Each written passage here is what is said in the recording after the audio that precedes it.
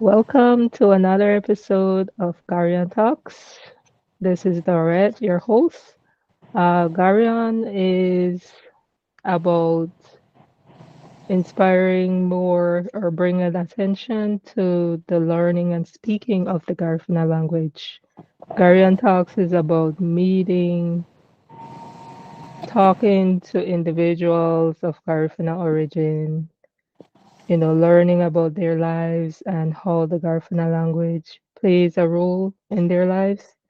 So we're happy to welcome our next guest, James Lovell. He's a musician, a composer, a teacher, an advocate of Garifuna Duo. And we're so happy, that he's able to be here with us. Um, to share his story and to, teach us some things about himself and about some of the thoughts he has. So, James, welcome. Thank you for being here with us. So anyway, Dorette, I am so privileged to be a part of this conversation with you. So thank you for inviting me. Yeah, of course, of course. So, please tell us a little bit about your background and your journey to where you are today. Okay, I was born in Mango Creek, Independence, which is a village in Stank Creek District. But I grew up, ever since I know myself, I grew up in Dangriga Town, and specifically Baka Town. Mhm. Okay, and it was uh, during my upbringing, where it was a very, beautiful childhood that I had. I remember beautiful memories with friends, doing all sort of stuff, playing games, football, sports, and also music, which I gravitated to at a very early age. So I was exposed to music when I was a little kid, for all my life, so to speak, because I started with with my mom. She was an avid country and western singer, so every now and then at nighttime, we would sit around the table to listen to country and western over Radio Belize, and me, my siblings, we would all be singing with my mom. That's Wow. something that I remembered, and uh, and also in the community around Dangriga Town, there were also a lot of local musicians, entertaining the town, so to speak. And I vividly recalled Junior Aranda, Joseph Castillo, I know Machete, you know, there were several people, I might not know their name right now, but I see them. I remember um, Lupe. I remember Bird, Francis Aranda. I remember several, Bato. I remember a lot of musicians who influenced me to a certain extent just by listening to them and being a part of the glorious or festive mood. What really inspired me though was around 1980 when Penn Catano came out with his Turtle Shell Band. Mhm. Okay, and this was at number 5 Moho Street. I still remember. I still Wow. remember it. Yeah. So Penn Catano, Mohabab Flores, they had Higgins, Eugenio. They have they have Miami Martinez. They have I remember Poots with them at one point.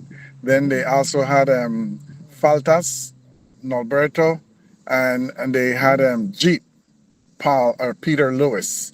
So these guys were these guys were the pioneers when it comes to taking Garifuna music and changing the pace of the Garifuna music, along with adding more instrument to take punta, which is traditional Garifuna music, and make it their own when it comes to punta rock. Mhm. Okay, and that era, they really interjected me, I was musically injected because what Penn at that time, what Penn everybody were listening to Bob Marley, Peter Tosh, and the Jamaican artists singing about issues around the world, and it resonates. You know, they were singing about issues in Jamaica, but it resonates around the world for wherever Black people reside. You know, Mhm. we felt it all over. But what Pen Cayetano did that really changed my heart and changed my mentality was the fact that he was using our Garifuna music, our rhythm, Punta Paranda, you know, Punta Rock, and singing in Garifuna about issues that directly affected us, Wage Garinagu, in Dangriga and around Belize. And that left an indelible mark on me to the Mhm. point where I decided that I was going to delve more into my culture. I made it a point to learn my language, and uh, and that's how my journey began. Mhm. Okay, beautiful. It's good to hear about, you know, the motivating factors, Yes, where yes, how the seed was planted. So, yes, that is so what true. started this evolution of, into the person you are today. So that was very interesting to learn. Thank you for that. So talk to us a little bit about your upbringing, what was it like growing up in the Garifuna culture? Okay, like I said, Dorette, I had a wonderful, beautiful childhood. You know, we were very, very much free. Granted, we didn't have computers, we didn't have iPod, we didn't have all these new gadgets today. Mm-hmm. But I feel like we didn't miss it. We really didn't miss it, especially when it comes to the fun that we experienced, the human contact, you know, Mm-hmm. the friendship that we established among ourselves. I have friends from back then that we're still friends today, you know, and I feel like that is a wonderful thing. We used to make our own toys, especially when it comes to you know, the top. I don't know if you remember top. Oh yes, for Yeah, sure. we used to make our own top. We used to have play marbles. You know, then we have pictures. Then we used to make our own kites. You know, so I feel like that was a moment that in time that I always reminiscent about because I don't see that today. Mhm. It's mostly everything is given to children. Everything is bought. Everything is so easy to acquire. Yeah, and I feel like my childhood days was way better than today. I'm Mhm. sorry. It it forced you because growing up, some of those same things, the top, the marble, all those things we used to play with, Yeah, at the playhouse and all that, you know. So it hide forces and seek. it exactly. Yeah. It forces you to interact, to bring out your childhood creativity, bringing that out. And I think that definitely sort of like is an imprint of who you can become in the future because it forces you to use what you have available to you at the To you, time. exactly, exactly. So, It makes you innovative. yes, that's the Resource. It word. makes you That's the word. resourceful and Yes, resourceful. yes. Yeah. Totally agree. We look at what's around us. We look at our natural resources, and then we create. Hmm. Yeah, we Yeah. create. Yes. Yes, we Yeah. do. So I'm a bit about from that part of that generation, that area of being innovative and using what you have at your Yeah. disposal at the That that's So, right. That's right. yeah. All right. So talk to us a bit about the Garifuna dual parts, the learning of the language, what was your journey like? you know, Okay. from you, All the right. seed being planted to where you are today to, you know, being a teacher of the language and being Y- well known for teaching people the language. Oh man, I'm sorry about that noise. I No, can't that's help fine. that. That's fine. Yeah. Can you hear me? Yes, I can hear you clearly. Okay. Okay. Okay. What happened is that when you talk about the language, Garifuna language, it's very very dear to me. Hmm. Okay, it's very very dear to me because I started on this quest to learn about my language, to learn about to speak Garifuna, to learn about my history, Garifuna history. Very very very long time ago. I recall when I was attending ecumenical high school, you know, and they were offering Spanish as a subject to learn, Hmm. to, you know, and in the school's curriculum in ecumenical, and I, I question it. I began questioning that because I feel like as a Garifuna person, I should they should also offer Garifuna. Hmm. That was the first thing that came to my mind when I'm sitting in the classroom learning how to speak Spanish, the vocabulary in Spanish.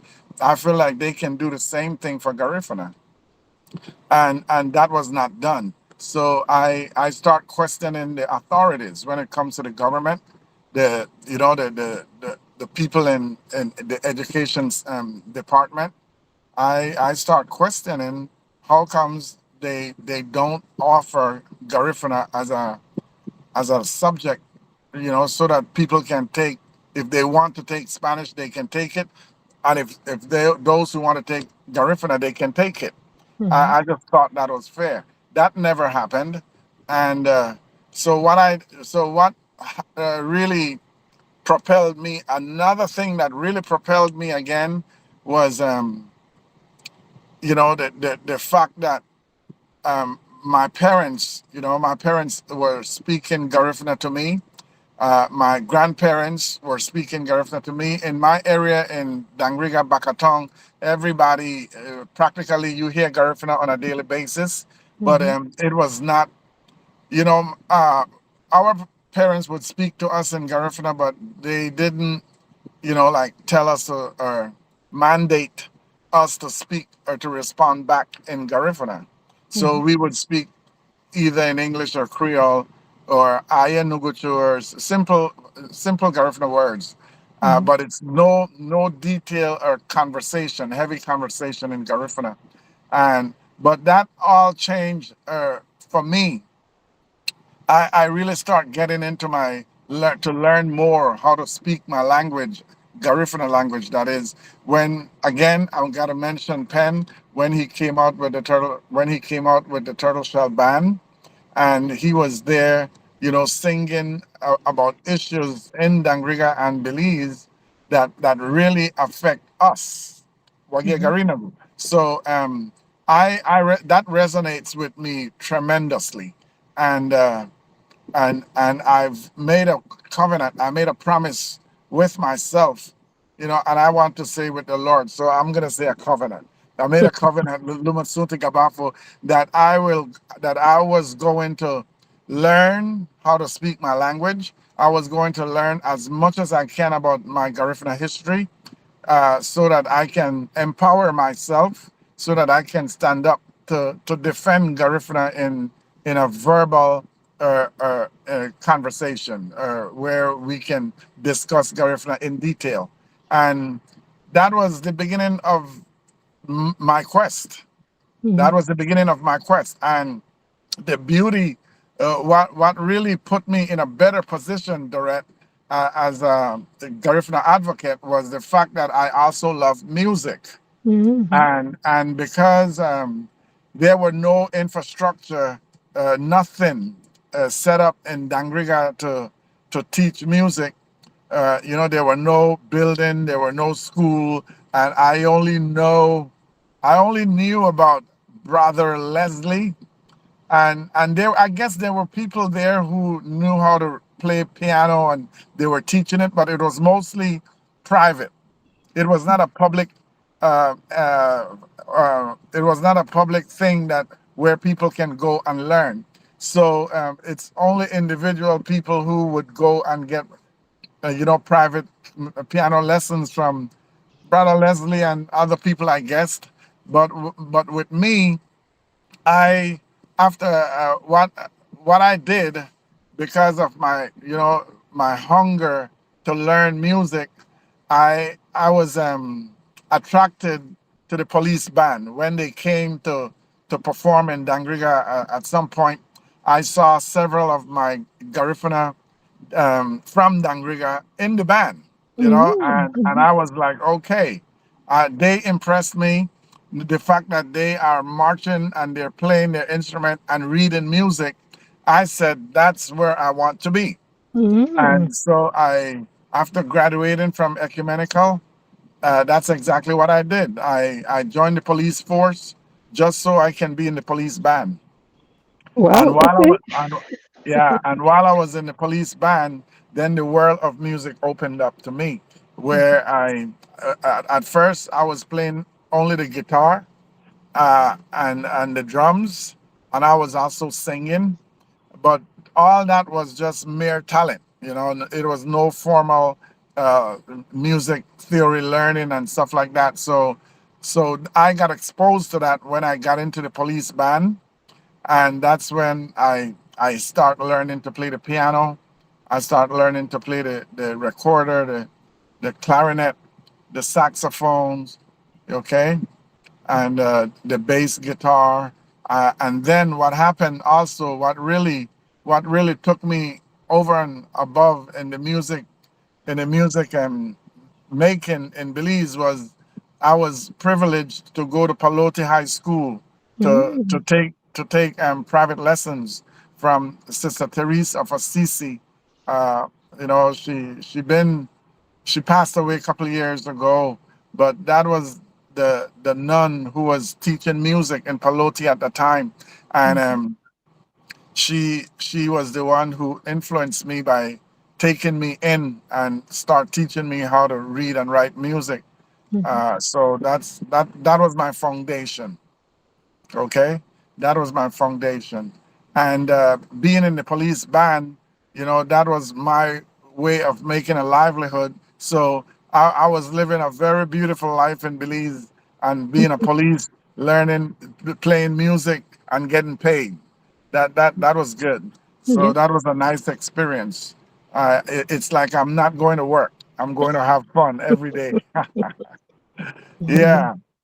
Yeah, but all that was only to prepare me to so that when I relocated to the States to New York with my musical background,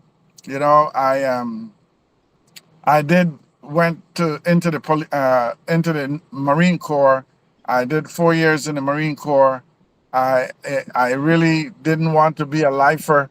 I didn't want to take it as a career, so I got out mhm, and. I got it when I got out. I got into the teaching profession in New York. I worked with the Board of Ed for a couple of years, several years, and but at the same time, I was still searching. I was still trying to hone my skills with music. Okay, mhm, and I'm specifically Garifuna music. I was strongly into advocating, talking about our culture, talking about, exposing Garifuna as much as I can wherever I go in New York. And what really helped me also in New York was the fact that they had it being the culture capital of the world, there were so many people from different cultures coming from Africa, coming from all over the world, and they were musicians showcasing their culture and their music, and that also left an indelible mark on me, where I began to realize that, hey, I have something also. I mhm. brought something from Belize to New York. That's I right. came I came with my Garifuna drums. I came with my maracas. I came with my turtle shell, and that's what I start doing. I start, going to concerts. I start meeting people. I start collaborating with the different musicians, and that in itself was an education for me. Mhm. Okay, it made me sorry, it made me learn how to structure my performances. It made me learn how to deliver a performance in a sense, to tell stories. It helped me to tell stories. I learned a lot being a teaching artist, and then all that knowledge, the education from the music from Belize, the education in New York, that gave me an idea as a musician to blend or to fuse music with education, and that was my path. I'm gonna be honest to you, Dorette. I know most of my contemporaries, my peers, my other musicians, Garifuna musicians, they were focusing on mere entertainment, where people come, which is, I'm not knocking it, because we need to be entertained, but I decided to fuse entertainment with education. And Mhm. there was a term that I saw, and I adopted that term. I call it's edutainment. So I start using edutainment a lot, because wherever I go, I make sure that when I'm performing, I'm educating at the same time. Mhm. Yeah. So when it comes to the Garifuna, the language itself, uh, you know, I that's another story. But I'm gonna try to be very short with it, because I had my children, and who were born in New York. I had uh, two, actually, yeah, two kids, Jamie and Jazzy. I remember, and anywhere I go, I was, my two kids, my two daughters were always with me. Halali biti nidi ayaha nisani gunuma, right? So why? Because I want them to see what I do, and they were very much a part of my life, and also with what I do when it comes to Garifuna the world. I was able to teach my daughters how to play the recorder, what I'm teaching, how to play the bass guitar, how to play the piano. They learn how to sing. What I did, I was able to have a space. They call this space a Biko Transformation Center, not too far from where we used to live. Mhm. And I start advertising to people by word of mouth, to bring their children along with my two daughters, and I was able to have at least 15 to 16 children. What? Yeah, right there in Brooklyn, New York, where I was teaching them about their culture, teaching them Garifuna, teaching them how to sing, teaching them instruments, how to play different instruments. And Dorette, I have to tell you, that in itself was an experience for me. You see, because as much as I was working with the Board of Ed, it was not music that I was teaching. Understand? So when I start teaching my kids and the other children are in my neighborhood, Garifuna children, that is, it was a learning experience for me. And also, I team up with a friend of mine. Her name is Eleanor Bullock, and I think you should. I can hook you up with Ellie so that you Sure. can have a Sure. conversation with her. Yeah, Ellie. We came up. We were very much instrumental in Ilagale. Ilagale was a Garifuna performing arts company that myself and Ellie were the facilitators. We work with at least 30 kids in New York area, Wow. and these kids were, that's where they learn about their history, Garifuna history. That's where they learn to sing the songs in Garifuna. That's where they learn poetry. in the Garifuna language, and it was like a, it was like a, to me, as much as Ilagale was a performing arts company, it was also a school. It was mostly a school because that's where the kids learn about their culture. That's where they learn about their history. This was way before UNESCO came up with the proclamation of the masterpiece of the oral and intangible heritage of humanity in 2001. That we were way ahead of that because in 1995 that's when we started Ilagale. Mhm. And illegally, we were pushing illegally to the point where they have the kids who were part of illegally. They were very much in tune with their culture. We were doing a very good job, and Mhm.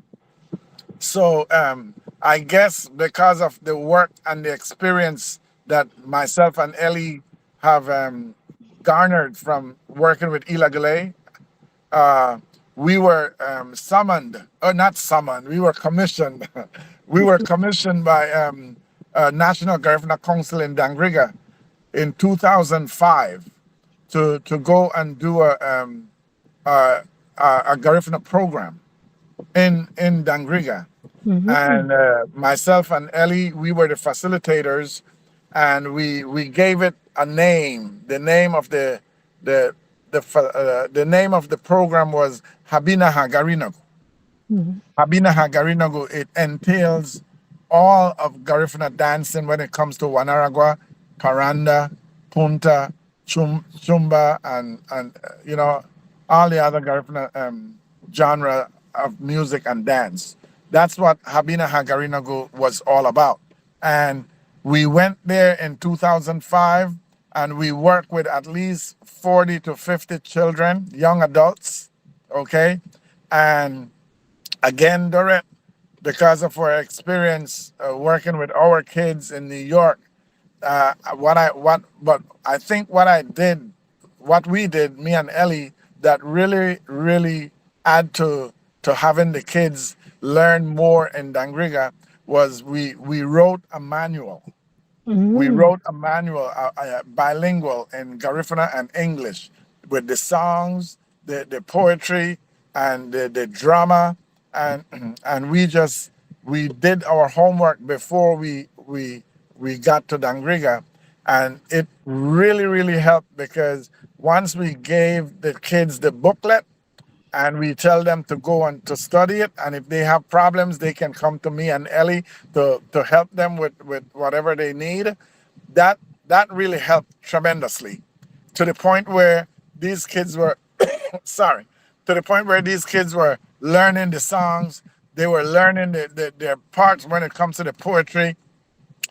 I was also working with some of the guys to tighten them with the drumming, and we put all that together. Ellie was teaching them the dancing, the different choreography. I'm teaching the singing. We put all that together: the drumming, the dancing, the singing, and then that's when you see Habina Hagarina go in motion.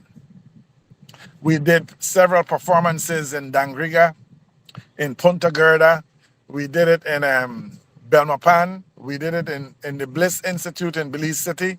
So it was well received, and I think that Habina Hagarinago is a Garifuna program that should be on every year or every time.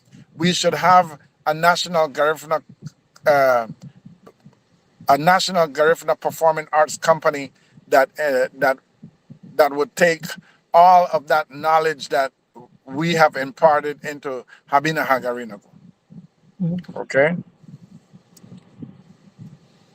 Okay. I said a mouthful. Yeah, but it was eye-opening. So Yeah. I I am a person who is, you might pick up certain things by now. I am curious, you know, Okay. and because I am interested in learning myself, the speaking part, because Okay. I do understand. Like you, Okay. my parents spoke to me in Garifuna, But Okay. the responding part, that's what's lacking. So I Yeah. understand most of it, but responding, that's where I have, that's where Yeah. the problem lies. So because of my interests and my observation of other people that might have grew up the same way or even be even more at a disadvantage of not having a parent or a guardian speak to them in Garifuna. So they don't even understand, they don't even speak the Yes. language. Yes. So because of that interest and that curiosity and that yearning to help and all the sacrifices that I see being made, in terms of musicians putting out their music out there, teachers like you teaching the language, and other, NGC people and any Garifuna advocate who want our culture and language and dance and music to continue for future generations. So because of that curiosity, and of course the innovation part of what I learned because of the playing and find out, finding ways to try to think of solutions, Yeah. so this is one of them that I thought of. This is the latest Yes. installment of And, that. and it's So and it's beautiful. It's beautiful. It's a platform where we can engage in everything Garifuna that affects Garifuna and what that can teach and people can learn from just listening to what's going on in Garifuna on talks. mhm, mhm. Gary on talks. Right, so that's one of the goals. So, having people like you with your experience, and hearing people learn about how you became how you are today, who you are today. What motivated you, what inspires you, what keeps you, moving, and be innovative and finding ways and keep going and doing things, doing the actions necessary to keep our language, culture, music alive. So that's very inspiring to me. So Yeah. I What am what what at a happened? What? place where, I feel blessed and honored that I'm able to speak to people like you and, be able to hear firsthand, how it all started. Okay, thanks again, Dorette. I really appreciate that because it's an ongoing challenge. Okay, Mhm, it's an ongoing challenge.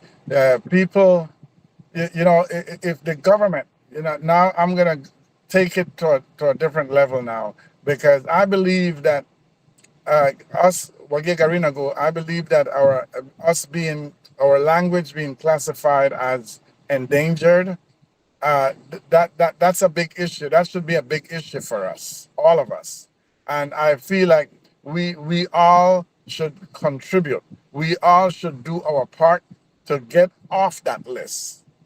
There's no need for us for UNESCO to claim Garifuna language as endangered, okay? Because it's dying, it's at the brink of extinction. All that doesn't sound resonate well with me, okay? Because we are still here. I want to go, yeah.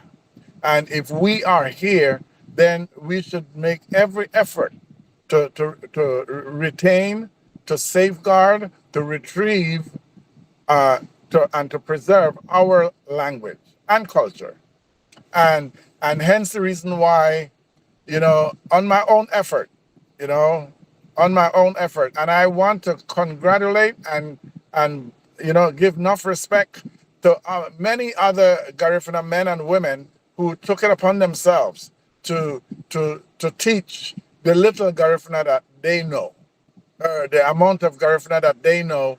I really appreciate that because what we need is each one teach one what you know.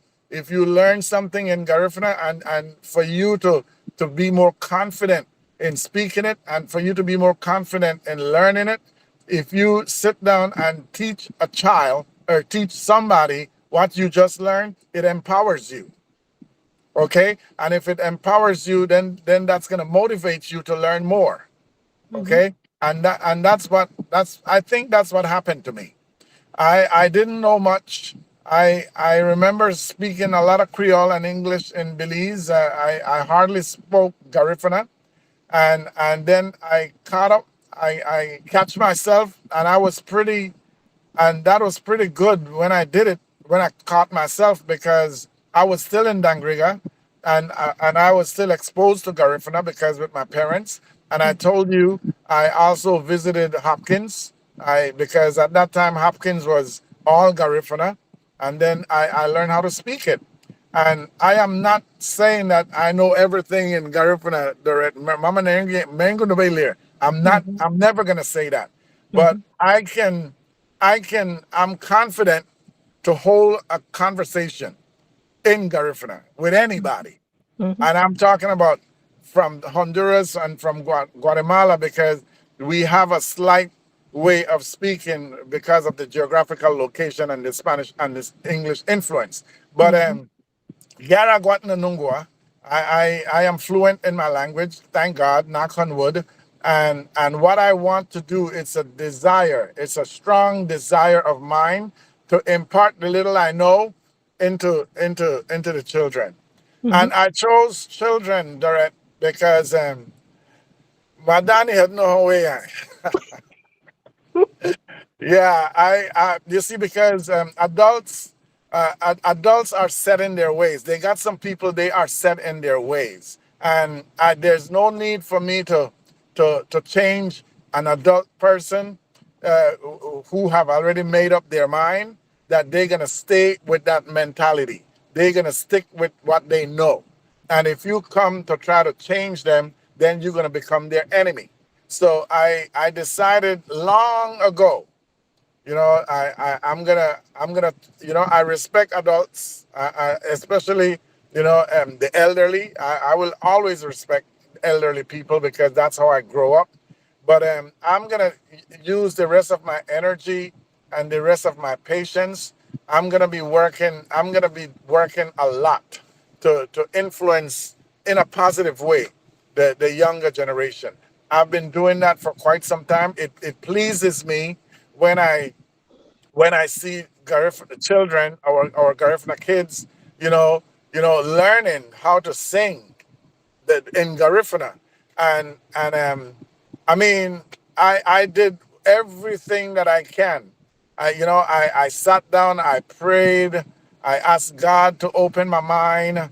I asked my ancestors to help, to just keep showing me the way, and and all along, I had the music foundation, and I also was a musician and Garifuna on that. I learned, I was fluent with Garifuna, how to speak it. I delved into the history. I learned more about my Garifuna history, and that empowered me. And what I did, and start working with children, and then even when I didn't know what I was doing, but when I start seeing that the kids were learning, it pushes me, it encourages me, to the point where now I feel like I have a methodology down. I have a methodology that I use, using music as a vehicle to bring back our Garifuna language. And I Mhm. can give you an example of that, Doreen.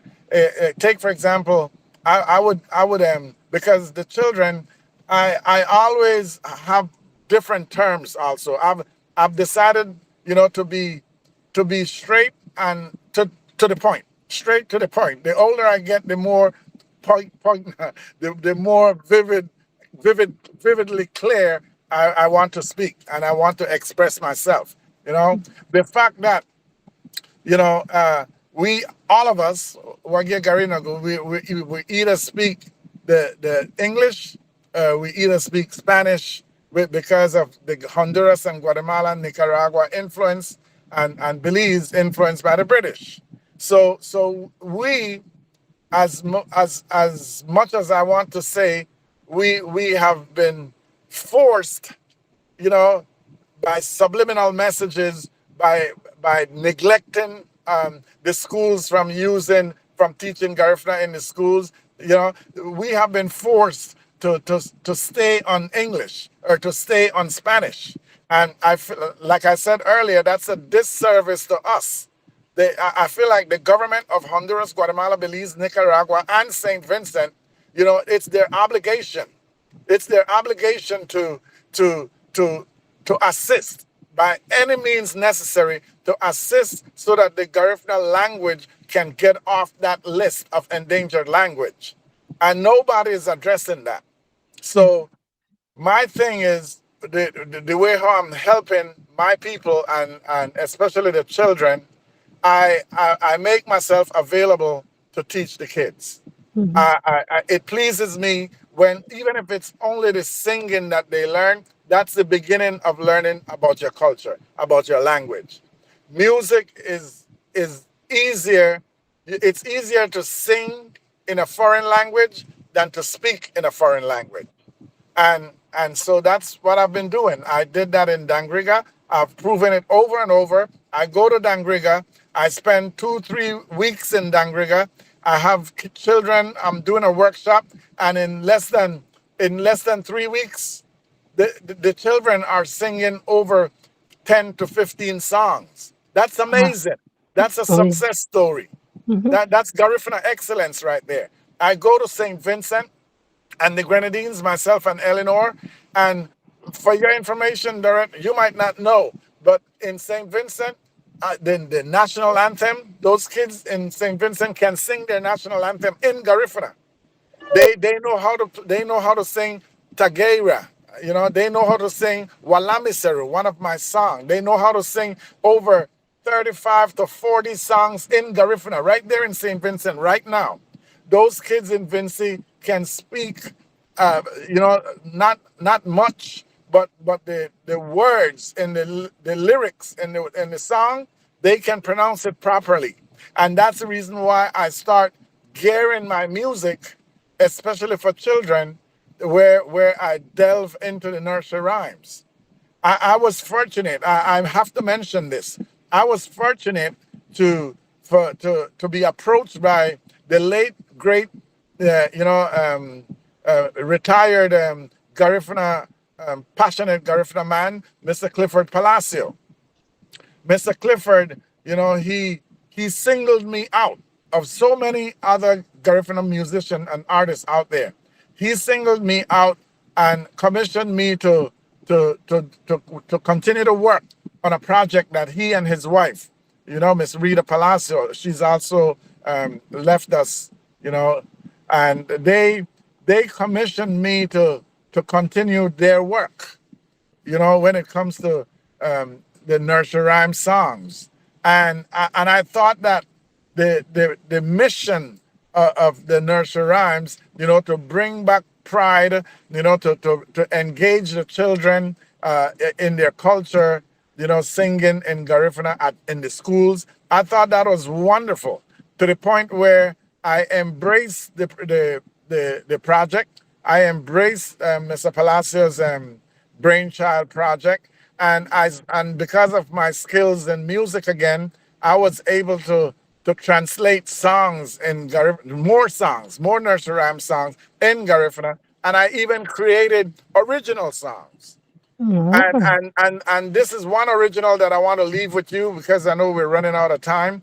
Take for example, I would come to the kids in the classroom, and I would you know, demonstrate and tell them, how are you, right? Because I'm speaking in the slave master language, in a foreign language, they will understand. How are you? And they will say, I am fine. I am okay. You know, I will come and say, good morning. And then they will answer, good morning. Simple conversation. So I decide that I'm going to take that simple conversation in Garifuna and in English and convert it into Garifuna, right? Buiti Binafi. And the kids would look at me because they don't know what I'm saying. And so what I did, I decided to teach them first by singing, teaching them the song. So I go, Buiti Binafi, and then I tell them, repeat that. Buiti binafi. Ida binya binafile. And you see, it's fun because now they are imitating or parroting, but that's okay. That's how you learn. And Mhm. eventually, after like a good 5, 10, 15 minutes, they absorb it. And then you will hear them now. Buiti binafi, ida binya binafi, le magadiatina uwadigat, ida binya gen. And then I would have them close their eyes because what I do, I write it on the board. Mhm. You have to write it on the board because some kids they learn by seeing Mhm. visual. Then what I do also I pronounce it so that because some kids they learn by hearing. Okay, so kids learn differently. So I incorporate everything visual, hearing, and then I make it fun by singing it to them. And then when you look in the next 10, 15 minutes, they are singing it. Mhm. And then what I do now, I go further and I tell them, okay, you know how to sing it. You have memorized it. Now, I don't want you to sing it. I just want you to talk now. And then I would pair them off. And then I would tell them, okay, say good morning in Garifuna to this person. Buiti Binafi. And then the other person will answer, Buiti Binafi. Either Bia Binafi because they know the lyrics. So I have developed that to the point where now the kids can identify on their own what Garifuna word is the equivalent to this to the English word. Mhm. So it's beautiful. It's a beautiful thing, and I'm doing what I can with what I know. And other people they have their strategy how they do it.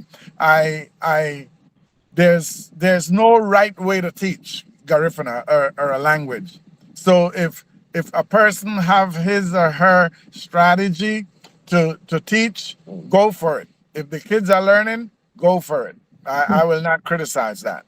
Mhm. Okay, but I know my methodology works. It has worked anywhere I go, and I'm gonna just keep continuing doing that until